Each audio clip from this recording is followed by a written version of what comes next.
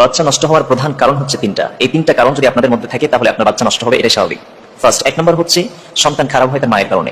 মা যখন গর্ভবতী হয়, গর্ভে যখন বাচ্চা থাকে, তখন মা যদি অশ্লীল গান বাজনা দেখে, অশ্লীল কোনো কিছু দেখে, নাট্য দেখে, সিনেমা দেখে, বিভিন্ন তামিল ইন্ডাস্ট্রি ছবিগুলো দেখে, হিন্দি ছবি দেখে, এর প্রভাব কিন্তু সরাসরি বাচ্চার উপরে পড়ে।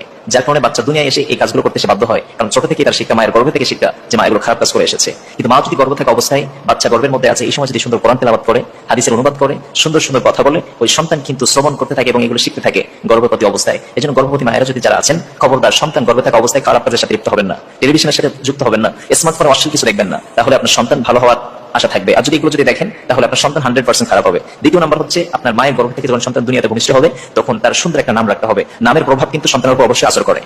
নাম যদি হয় আব্দুর রহমান, আব্দুর রহিম, আমরা কথার মধ্যে বলি যে তোর নাম আব্দুল্লাহ, তুই এমন কাজ কেমন করে করলি, খারাপ কাজ তোকে মানায় না। আর তোর নাম যদি ঝন্টু হয়, মন্টু হয়, বল্টু হয়, তাহলে সে খারাপ কাজে অবশ্যই লিপ্ত হবে। কারণ আল্লাহ রাসূল সাল্লাল্লাহু আলাইহি ওয়াসাল্লাম বললেন, তোমরা যখন সন্তানের নাম রাখবে তখন সুন্দর একটি অর্থবোধক নাম সন্তানকে রেখে দিবা, তাহলে এই নামের আসরটা তোমার সন্তানের উপরে পড়বে। খারাপ নামের আসর অবশ্যই আছে, এজন্য সন্তান দুনিয়া আসার সাথে সাথে তার ভালো একটা নাম তাকে রাখতে হবে, সন্তান ভালো হবে ইনশাআল্লাহ। তৃতীয় নাম্বার হচ্ছে আপনি যদি সন্তানকে সময় না দেন, সন্তান এক জায়গায় আছে, আপনি এক জায়গায় আছেন, স্ত্রী আরেক জায়গায় আছে, আপনার সন্তান একটা স্মার্টফোন দিয়েছেন, সেই স্মার্টফোনে বিভিন্ন রকম কার্টুন দেখতে থাকে বাচ্চা বয়সে, আর আপনি একটা স্মার্টফোন নিয়ে বসে আছেন, বিভিন্ন অশ্লীল গান বাজনা দেখতেছেন, আপনার স্ত্রী অশ্লীল গান বাজনা দেখতেছে। আপনার সন্তানকে যদি আপনি সময় না দেন তাহলে আপনার সন্তান ভালো হবে কেমনে?